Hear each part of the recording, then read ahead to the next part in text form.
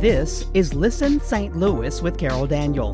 When I think about the critical issues facing Black and Brown residents in the St. Louis area, I often ask the questions: how did we get here? What's holding us back? And how do we progress? At 9 PBS, we want to deepen our understanding and change the narrative. Join me as I look for answers and discover solutions on today's podcast.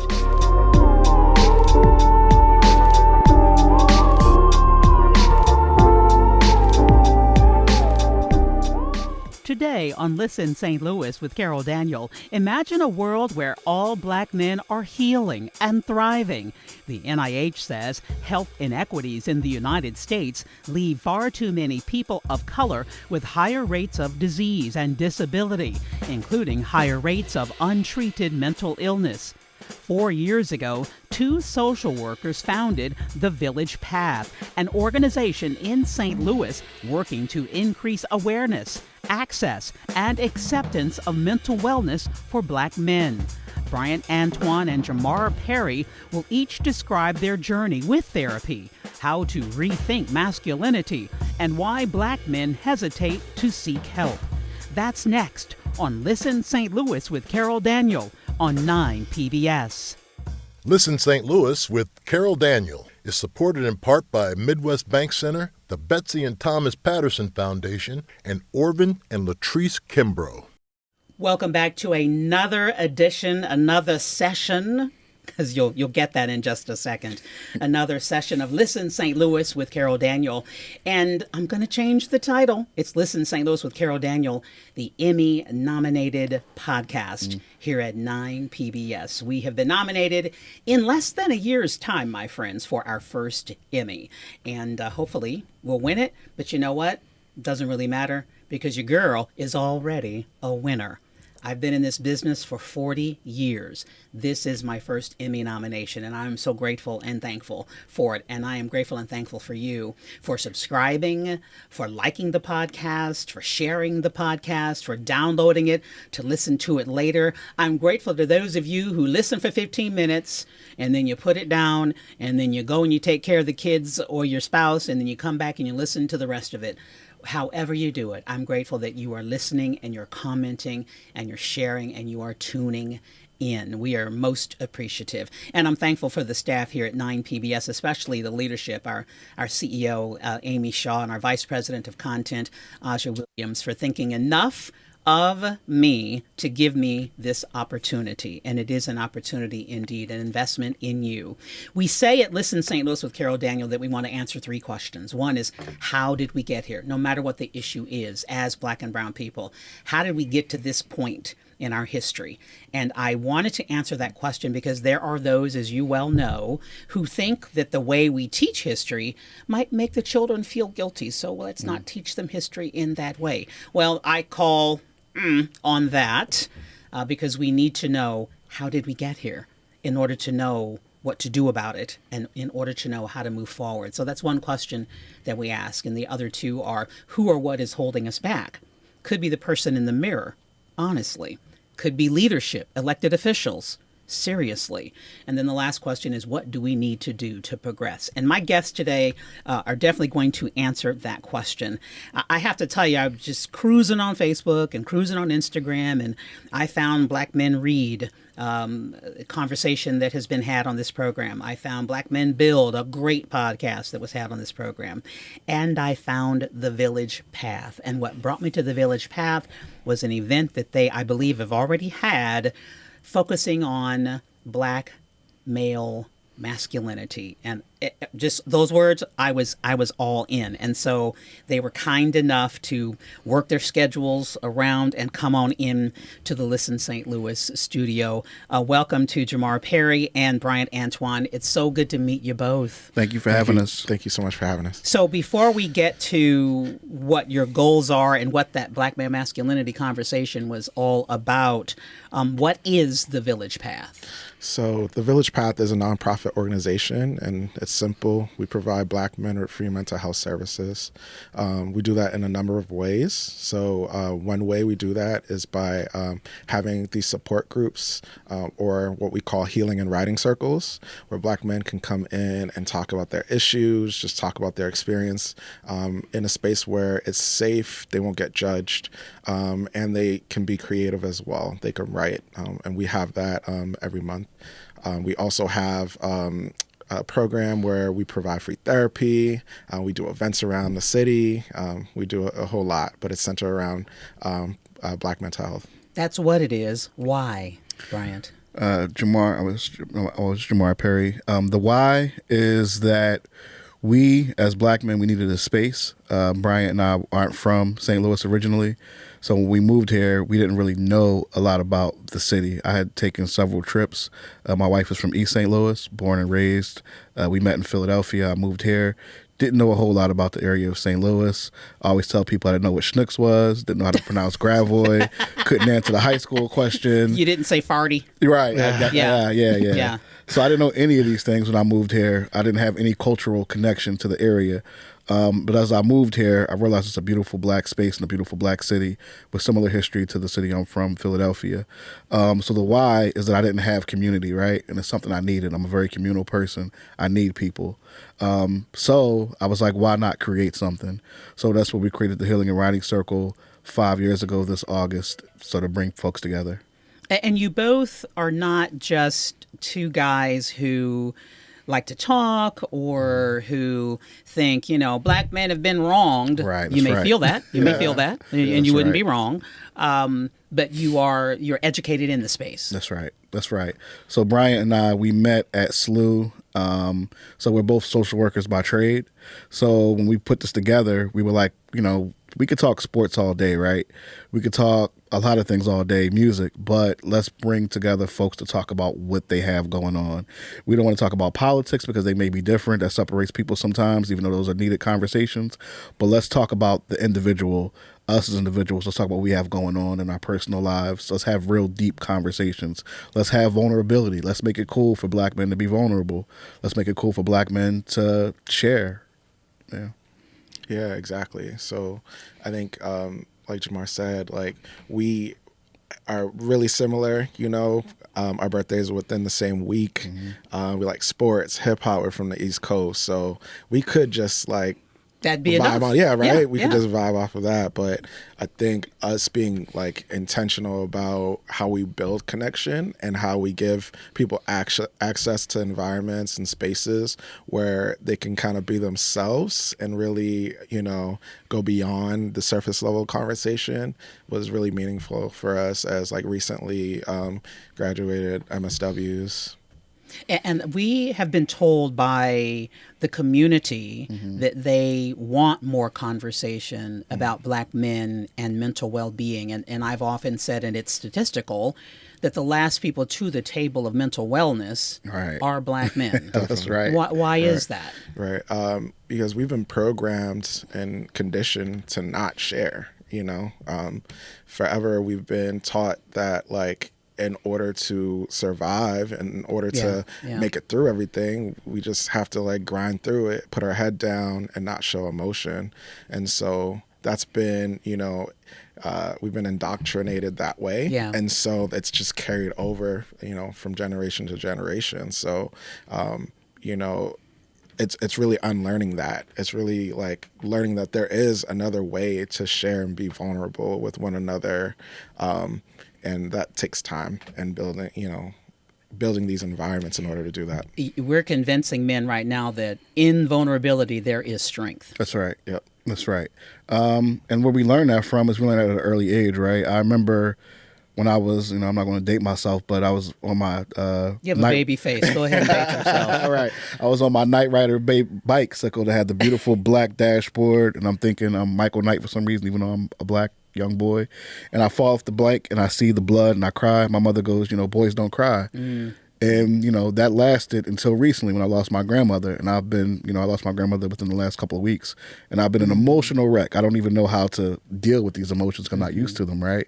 So what do I do with these emotions that I have? I have supports like Bryant who, is not just a business partner, but a brother, a friend who supports me when I need him. He came with flowers. He came with what do I need. So this is just bigger than us as business partners or us building this thing that we built together. It's personal. This is personal. It's about support. And, when Bryant needed me, I've supported him and showed up in ways. And that's been consistent, right? And we modeled that by modeling that with each other. Even sometimes we show up today, I didn't know we'd have on these same outfits and look the same. Like, Right. So there's a deeper connection and bond where we have to make these things cool and we have to model these things for others to see. You could clearly just focus on men because men need it. Right. Yeah. But you've decided to focus on black men clearly because you are Right. black men.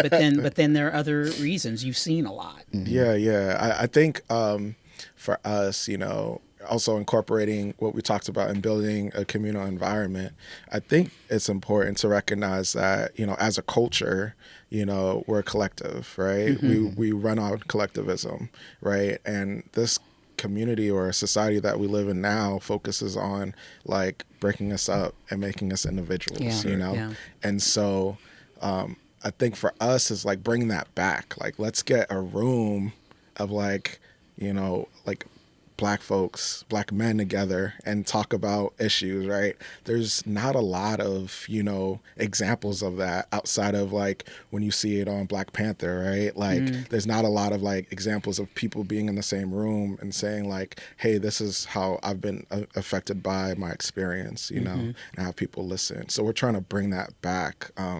And to like we take pictures after group so that we could show like, look, like this is what we're doing. We're gathering Together as a group, and I think just having that representation is great. And even the young folks that come into the group, get to see folks who are, in their 20s and up to their 70s, you know what I mean? So like you get that wide range of people just coming together in community, What do you say to those who, and I've heard this myself, and I've gotten the anonymous letters, so you can imagine where I'm going, from people who would say, you people, start with that, you're separating yourselves, and why do you do that? And there's this identity politics thing that you shouldn't be. I remember seeing a young black man say, I'm an American. I'm not a black man. And I'm like, therapy. Yeah. I feel like you may need some cultural therapy. Right. But then at the same time, we're talking about black men who are in criminal enterprise and black men who are not marrying the mothers of their children and creating broken homes. Right. And we talk about that as a black male problem. Right. But then when I want to focus solely on black men and healing, then I'm separating. Right. It's also, you're looking at, folks are looking at the wrong set of like data, right? So there's a lot of data that shows black men don't seek mental health support. Right. So what do you do with that? You create it, right? You create the environment and the access to it. If nothing else, we're facilitators of trying to make sure that folks get opportunities, right? And to have mental health support. And so, that's what we're looking at. We're not looking at separating people. We're looking at building in an area where we have a deficit, like we want people to feel comfortable, accessing these types of resources. Right. And it's really hard to access mental health support. Absolutely. It's so hard. Absolutely. So I will tell you that my best friend, her infamous story of her mental health journey is that she called 10 therapists. Wow. 10 before she got to and saw some of them. Yeah. But went through 10, called 10, went through 10 before she got to it's right hard. one. It's almost impossible. Like, you go on your insurance webpage or app, and then it just says mental health professional. You call them to set up an appointment. They're like, we're actually for substance use, right? And try again, and then you go to the next person and you go to the next person. And so like those are actually systemic roadblocks, right? And so it's about not only like providing for this community, but it's also how do we make it available to them? What kind of pushback or there are other ways to describe Right. lack of acceptance. Are you seeing? Surprisingly, we haven't had much, honestly. That's wonderful then. We've had, social media, Facebook, people who don't even live in the area give us random, nasty, messages, but Trolls. Trolls, Yeah, and yeah. these are people who are, my grandparents' age, right? Most when I look on the page, I'm like, oh, okay, but that doesn't affect us. That doesn't really stop us from doing what we need to do for our people. Like, if our people have been through way more than people trolling on the internet, right? Oh, for sure. Right, and you talked about Reconstruction earlier. I taught Black history for a little bit. So all of those things, when you look at the history of our people, we could deal with some trolls, right? like that's not stopping anything. Right. We are insulated. We know that what we're doing is valuable. We know that what we're doing is helpful. We know what we're doing is helping folks and people ultimately. We aren't a monolith, so it may not be for everyone. If you don't feel like this is for you, there's other spaces. But there's spaces that's for you, right? So we're accepting too. Like, the one thing about us is that I think this is the only space that we've had brothers who are LGBTQ plus come and say, this is the first time I've ever felt comfortable sitting in a space with Black men, which is powerful and impactful and sad. Also sad, right? Yeah. Very sad. Right. But also the fact that they do feel comfortable with us says a lot about what we're doing. Right. So, you can look at it as the glass being half full or half empty, as that we aren't accepting, but that we are accepting in some ways, because we do create a space for those to feel comfortable and want it in spaces that they may not feel. If I have a foundational principle, and I have many, one of them is the glass is half full. That's one of them. And folks have made fun of me for that, and I'm like, okay. The glass is in fact half full. It is in fact half. Depends on how you look at it. Exactly. Talk to me about, because again, you're not just two guys who came to this who thought this would be neat. You are two educated men in this space, in the mental in the therapeutic space. But you also have had therapy yourselves. So I had quite the experience growing up. By the time I was 18, I lost my brother, my older brother, and I lost my mom to, she was a homicide victim. And so, in that time. And that's traumatic. It's traumatic, right? It's traumatic. And, I'm a first generation Haitian American. So for me, like, trying to navigate that is really tough. Because your culture says to, be strong, hold firm. I know Jermar talked about, boys don't cry. For me, it was, you're the man of the house now. You know what I mean? And those phrases kind of impact us in different ways. And in my mind, I thought it meant that I had to not show emotion and I had to just grind through it. Right. And for me, my first experience with therapy was in undergrad, right after my mom died. I didn't even know that I needed to go to counseling. Why did you go then? So I went to the dean's office, and he was like, "Hey, I think you should go to counseling." What did you say to the dean? And why did you go to the dean's office?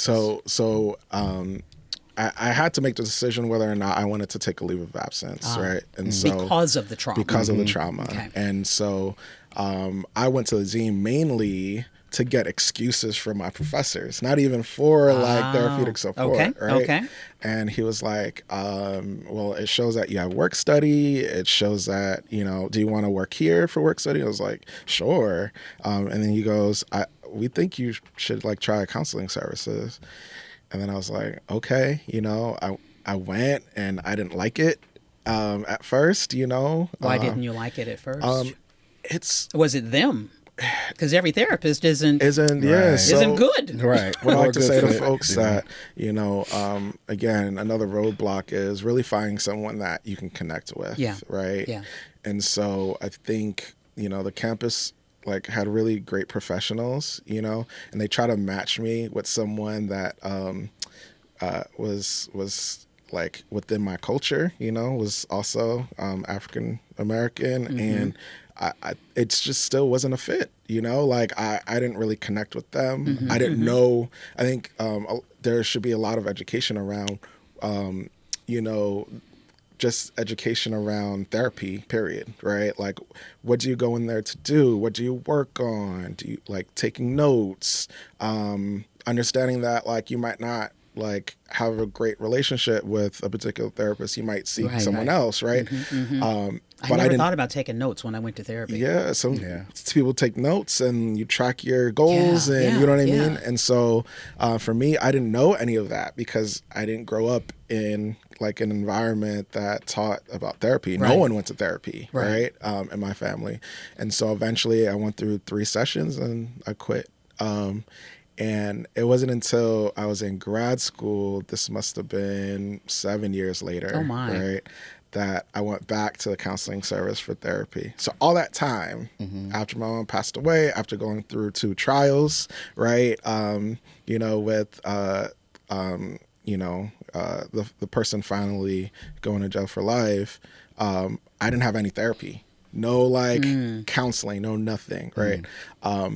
And it wasn't until I was in grad school for social work and behavior analysis where I was like, okay, like You see yourself in the pages of the book? yeah, I'm like, I see myself in the page of the book, and I'm seeing that like I finally have a connection with a Yeah. therapist who really knows their, who can relate to me and knows their stuff. And so, I think that was my journey. That was like in my mind. I always knew I wanted to help people, but it wasn't until then I really understood the impact of that when it transformed my own life.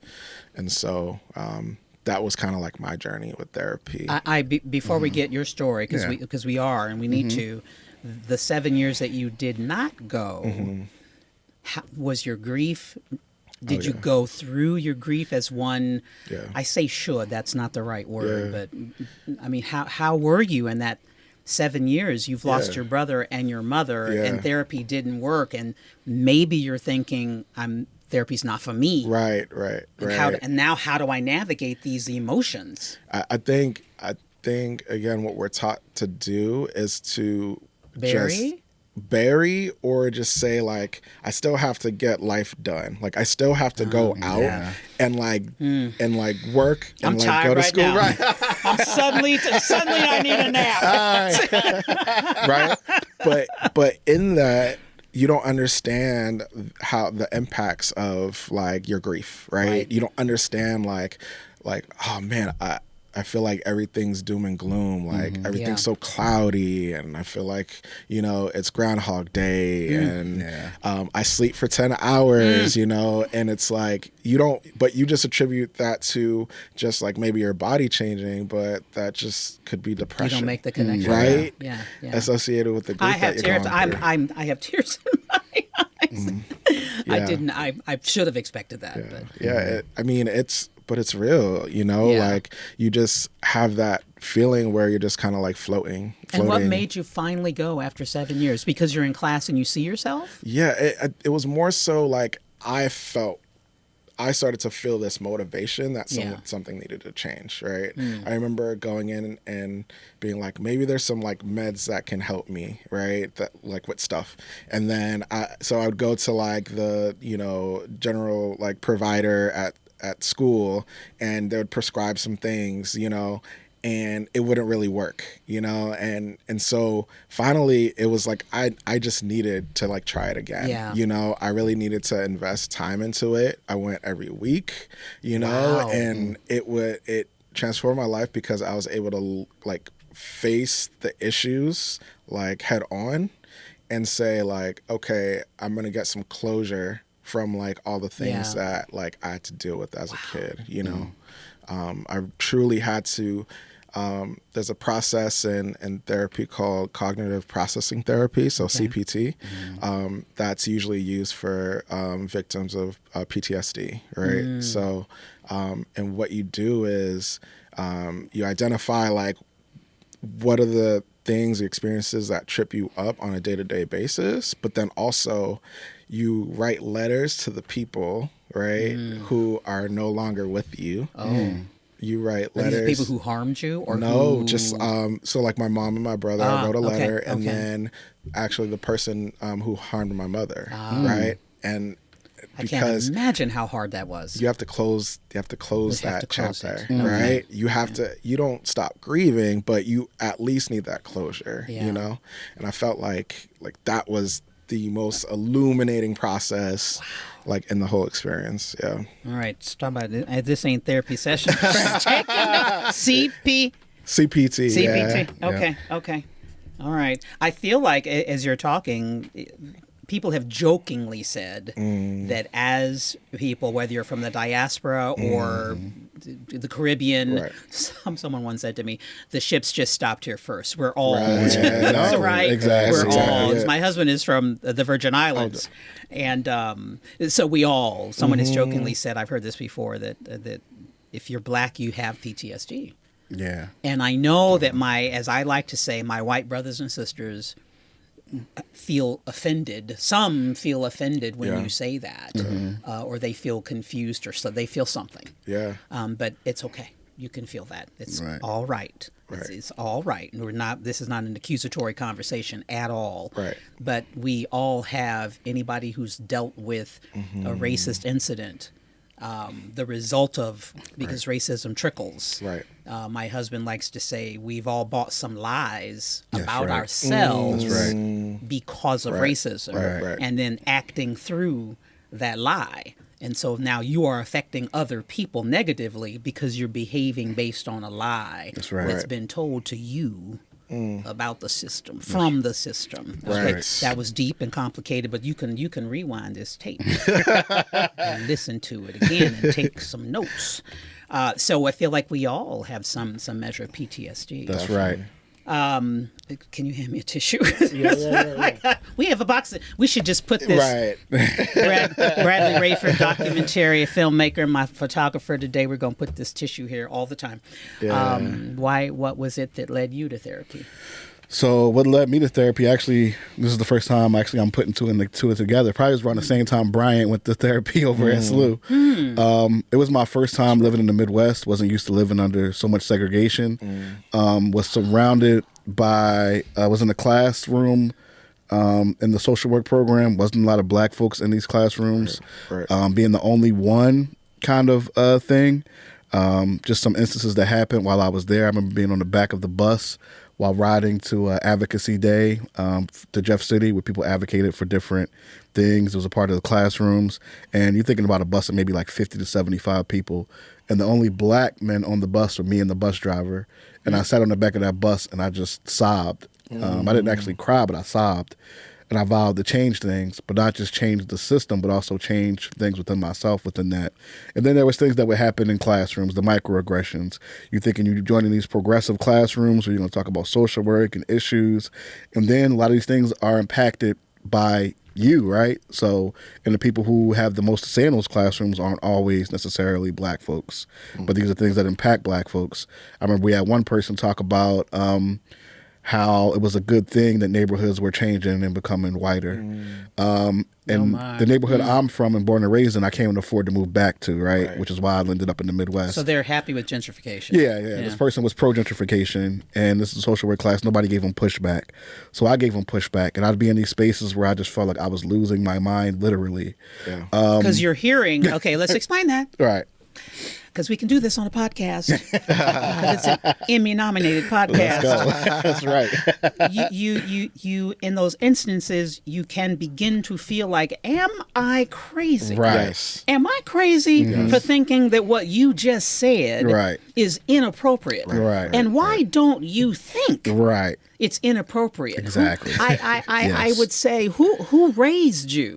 What environment were you in that you think gentrification, which means that the existing residents are displaced and can't afford to live where they struggle to live. They want to be there, and you think it's okay to come in and triple the price. So they What am I crazy? Right.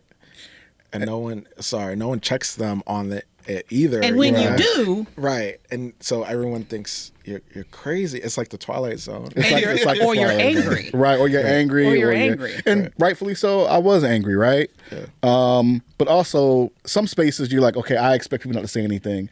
But this is a space where people will be working within these communities. Right. Exactly. And working with these populations. Yeah. So if you don't have the language to give pushback on these things, what does that say about the spaces you will be working in? As a professional. As a professional. Right, with a degree Yes. from St. Louis University, Yes. which is a well-known, Yes. respected institution. Yes. Light bulb moment Right. for me and for you, I hope. So the anti-DEI movement is problematic in that those of you who are uncomfortable with anti-bias training, Right. those comments that were made need anti-bias. There's inherent bias. You're going into spaces where you will be working with the population and you're bringing in Right. a bias. Right. And wouldn't that be a problem? Yes, it would. We're not crazy. Right. Right. And I had to go to someone to tell me I wasn't crazy in a professional setting. And So this is when you went to therapy. this is when I went to therapy first. I've been to therapy for other things over the years after that. And this is like around the same time. So it's about 7 years ago. And within that, I had to find a sister who was a social worker. And she told me about dropping the mic and having those moments where you drop the mic, say what you got to say and get out. Sometimes I didn't feel enough because I want to do this within those moments. Oh, And you bad like that. I mean, yeah, and I think that's also from not being raised in the area, like in the East Coast where I was raised, one thing I noticed, people will whisper when they talked about people from other colors here. I wasn't really used to the whispering, right? That wasn't how I was raised. I'm going to tell you how I feel, and we're going to figure it out. Right. Good, bad, or indifferent. So, within these spaces, within these moments, I felt like I was losing my mind. And I had to talk to someone about it in a professional setting. Yeah. And how helpful was it? It was helpful. So the one thing that I do when I work with folks is something called CBT. So it's cognitive behavioral therapy. It's basically just talk therapy. It's basically just talking it out, just putting it out, just putting if this middle of this table was a fire, you just try to put that fire out through conversation and talking it out and talking it through. Okay. So I was able to do that, and I was able to feel less crazy from talking to someone who said, you know what? I would do the same thing in that instance if I was in that classroom. I would feel the same way if I was in that classroom. And that helped. Absolutely. And your feelings are valid. And your feelings are valid. And your Yes, feelings are yeah. valid. Yeah. I want to answer the simple, straightforward question: why do black men need today's black man? Why does today's black man need therapy? So we are in interesting times, right?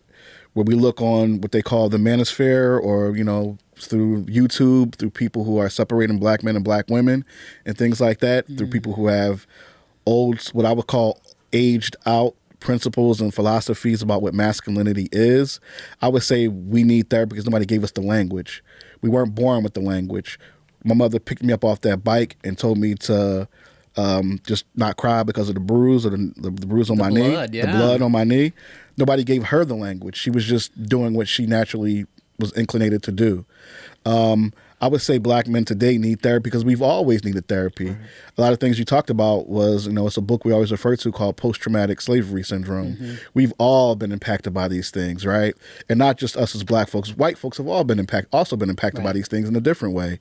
When you see what's going on politically, when you see what's going on YouTube, when you see what's going on in all these spaces and the times we're in, we all need to talk to someone about all of these things and not just bottle them up, because it comes out and creates harm within ourselves and within everything. When you look at black men's rates of hypertension, blood pressure, heart disease, all of these things are impacted by sometimes just bottling things up and not having a space to put that fire out that's inside of us. Yeah. What do you think? Yeah, I mean, I think I agree with everything Jermar said. I would also add that, I think that there's just looking at it functionally, the behaviors that are like involved in being part of therapy, just we don't have a lot of opportunities to just freely talk, and sometimes it comes out in different ways, like sometimes it comes out as venting, or it comes out like in a way that can be perceived as aggressive, and so like people are off put by that, Yeah. and it's like you need a space where you could just freely talk, and freely bring forth your problem, and someone can kind of unpack that with you. You know what I mean? And if you go through your whole life, right, being exposed to different things on social media, which we get so many videos and tweets and stuff about how to act as a man and how to, there's just so much content that we're like sifting through every day. You need a place where you can just like put that aside, right? And just truly talk about like what's going on with you, you know? And I think like we need that. We need those spaces. And you deserve that. And we deserve it, right? Exactly. Right. So that we can show up for ourselves and for our families. You shouldn't have to hold on to grief by yourself, you know? You should be able to like talk through it with people, you know, that you trust and feel safe around, you know? And I think that's why. The vision of the Village Path is a world where all Black men are healing and thriving in community. And when I read that, for myself, I added the words imagine. Imagine a world where all Black men are healing and thriving. Yeah. Imagine. And what does it take to then get there? And in order to get there, like I've asked the question on this podcast, how did we get here? So from and we are older than slavery. Yeah, right. That's right. Our existence and our history, our genes, our DNA, our culture is older, much. That's right. Much older. That's right. Than slavery. But our experience in the United States, starting with that and who Black men were portrayed to be, and then continually portrayed to be, to today portrayed to be, has hurt you. Right. And I don't think we've said it in that way enough, that it hurt you. Yeah. Right. Like not like you were lynched. Yeah. The physical, the brutality, the physical brutality, but the emotional hurt, the spiritual pain, it hurt you. And as the mother of two Black men, they are 24 and 28, and the wife of a Black man who, as I mentioned, is from the Caribbean. We have been married 30 years. I am fiercely protective of the Black men in my life. My father was a drill sergeant. I have 3 older brothers. I have been surrounded by Black men, and I've made no apologies because I know, and we all know. Let's not lie. Let's stop lying to ourselves about how hurt. That's right. How hurt you have been. Yeah. No, it's true. It's true. And you know, just think about it. You know, if we use Jermar's example, right? Like you're a student currently, you know, in your social work program, and you're struggling because there's all these microaggressions happening. There's no one to really reach out to and all that stuff. That person could just kind of like take what's happening with them back home and like quote unquote deal with it, right? And maybe not be the best husband, not be the best father. Exactly. And then not be able to see. I think we want to imagine a world. Exactly. So imagine, right? Something happens at school and you're able to call up your group of support group members, right? Healing and Writing Circle folks, and say, hey, this happened to me. I really need to talk it out with y'all, right? And you scheduled a time, you met up with them, and you were able to talk it out. Like, those are two drastic, different scenarios, right? But it doesn't exist. Grinding through, right? Not thriving, right? Or talking it out and thriving. Exactly. Talk to me about this, the event that I believe it's already happened. And what was it called? Masculinity, Black male. So it's Unmask. It takes place October 5th, which is a Saturday evening. Oddly enough, it takes place on SLU's campus. And it's men from actually all different backgrounds. So we work on these stories for about 10 weeks. And it's almost like a class about masculinity that we go through for those 10 weeks. So we do readings, we do story prompts. We actually come together and heal someone recently who's been through a decent amount of trauma in his life was just telling someone else, a third party, how helpful it was to go through this process. So we take the stage on October 5th, and we get on the stage and we tell these stories about how masculinity has impacted us. A lot of father stories. That's where we learn masculinity from. During the event, doors open at 6 p.m. We'll have Fat and Calf who'll have food, who'll serve everyone who comes through. We'll have Maxi Glamour who'll be performing. We'll have drummers who'll drum us out.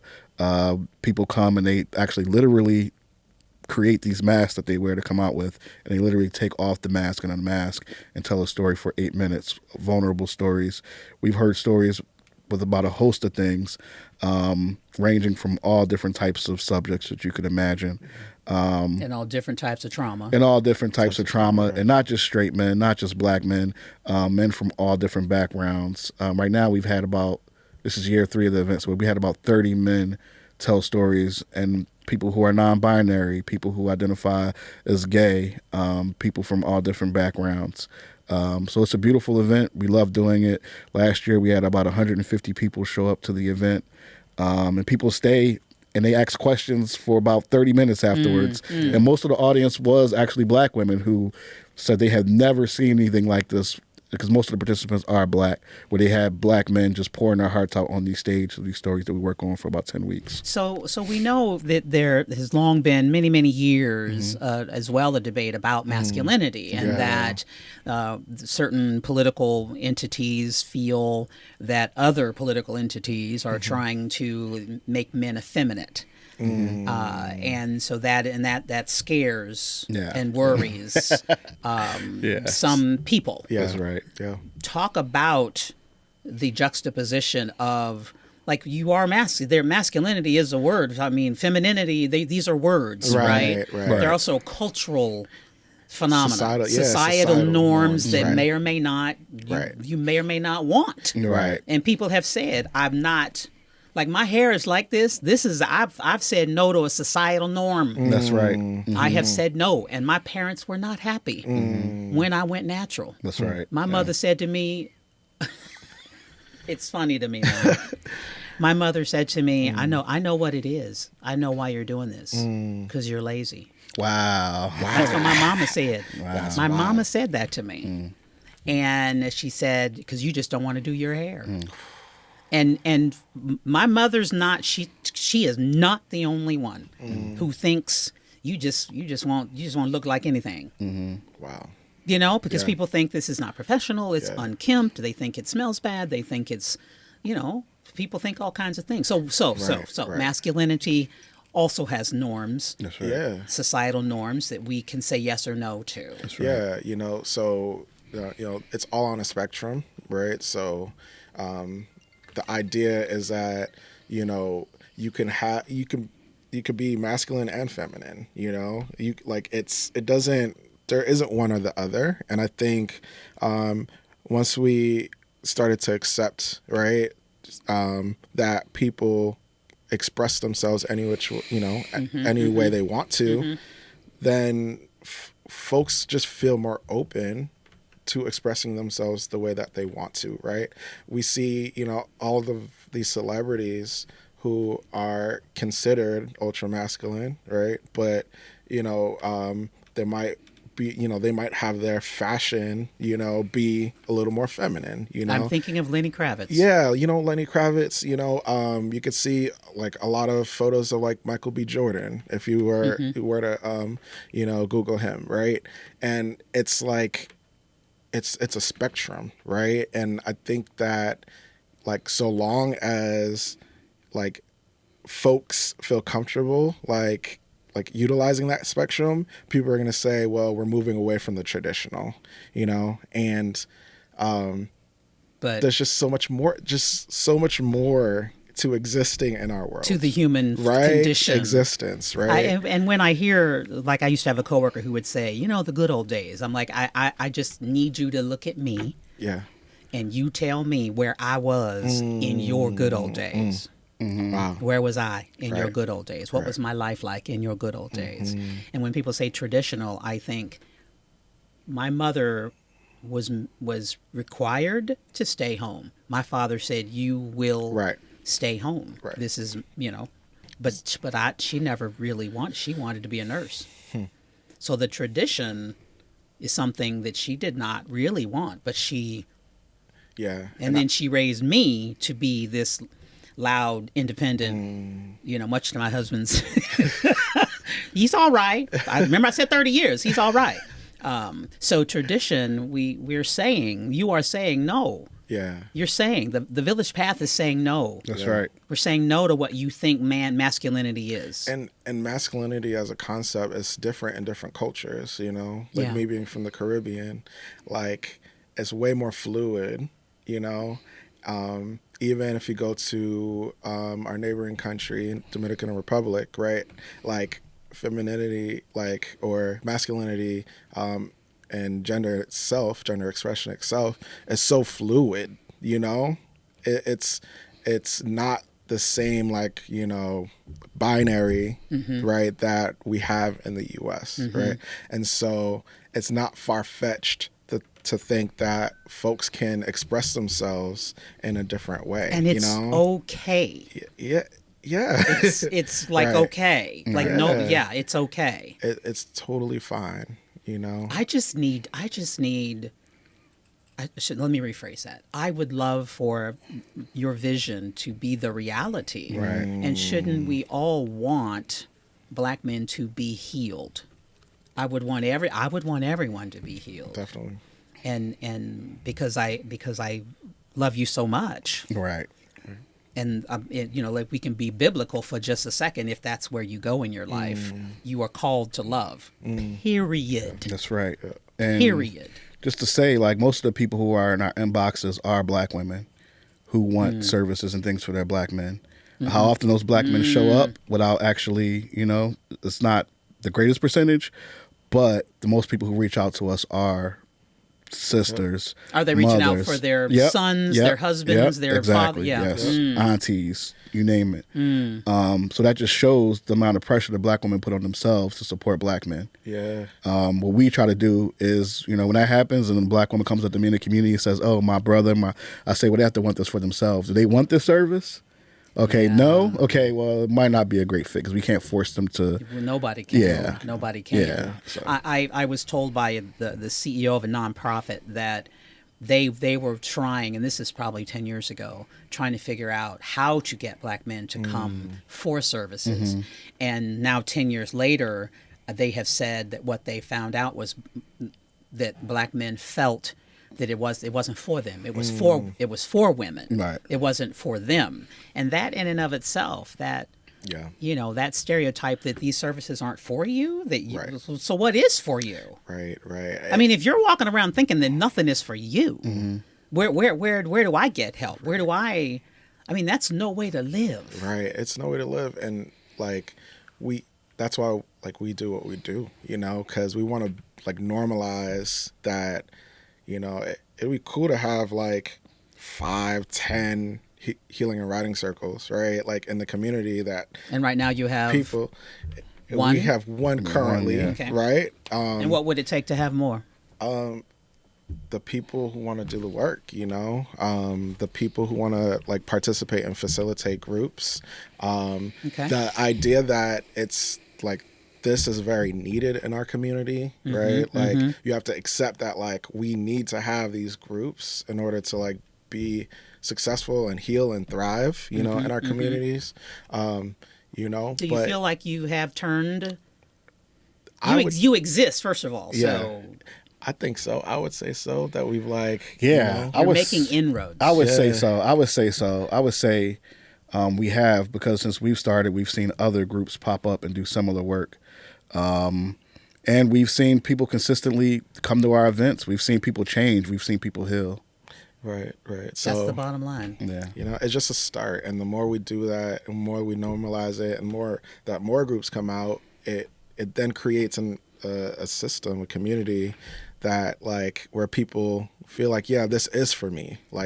I can be in this group, you know. I can heal. I can heal. Someone can A lot of folks are like, I heard about this group through a friend, or I saw it and really, I just thought I would come and join. That's how it's usually word of mouth, like, oh, it's cool because he went too, and so just kind of like normalizing that would be important.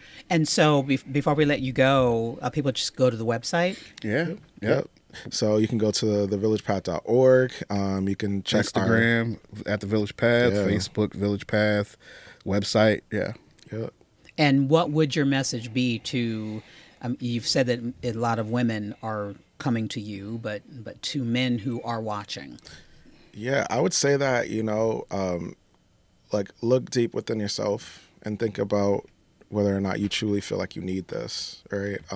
Because the place that it starts is with you, and like you really have to have the motivation, to come to therapy. No one can push you towards that direction, but just know that it's always here. It's here, right? As an option, and all you got to do is even just call us, and just be like, hey, this is what I'm thinking. Can I get some help? And we'll steer you in the right direction. What would your message be? That actually our goal is to make these things cool. When you come to our groups, you may think like, oh, it's a bunch of men crying. We do way more laughing than crying. Even during some of these events that we throw, that these things are changing. These things are becoming cool. These things are becoming the norm. Like I said, I lost my grandmother about a week ago, and I've been an emotional wreck since, but it's been good tears. There's nothing wrong with crying. There's nothing wrong with being emotional. These things are normal human behaviors. Right. And we're very human, and we're very people. So other than that, we're not robots. We can make these things cool. When you come to our group, you see people who dress like you, who look like you, who listen to the same music as you do, but who also have the same experiences and emotions. What was your grandmother's name? Annette Perry. And what is the one thing you remember most about her? And there's more than one. Oh, that's a lot. My grandmother was a very funny person. Her humor, I would say, is what I'm going to miss the most. Yeah. Well, we are so sorry to hear of her passing, and may her memory always bring a smile to your face. Thank you so much. Yes, it just did that. Look at that right there. Yes. Thank you for what you're doing, but thank you for being courageous and bold to do it, because you could go on and have your own practices and be successful and have a wait list, I am certain, and maybe you already do. But I'm so appreciative because you're not from here. So thank you for bringing your swag and your cool to St. Louis and doing the very thing that needs to be done, and that is to again create a world where all Black men are healing and thriving. Thank you for joining me on Thank you, Carol. Thank you so much, Carol. Thank you. And thank you for joining me on Listen St. Louis with Carol Daniel. Again, I want you to share this podcast, especially this podcast, because we all know somebody, because we all do need healing, and we all want to. And this is what our CEO here at 9PBS says.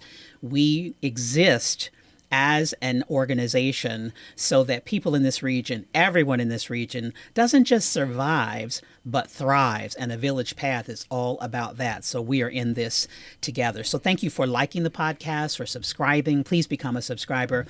We have some special content that we're working on right now that when we launch season 2, it's going to be just for you. So become a subscriber so you can be in the know and on the cutting edge. And thank you for sharing and downloading the podcast as well. Leave those comments. We read them and we share them with management because, I really like to let them know that it was a good idea.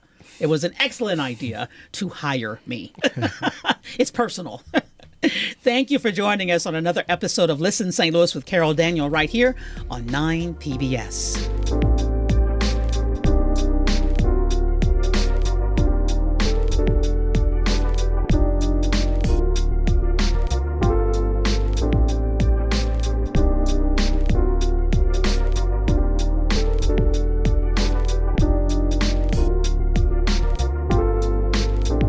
For more information about 9PBS's mental well-being initiative, visit 9pbs.org/mental well-being.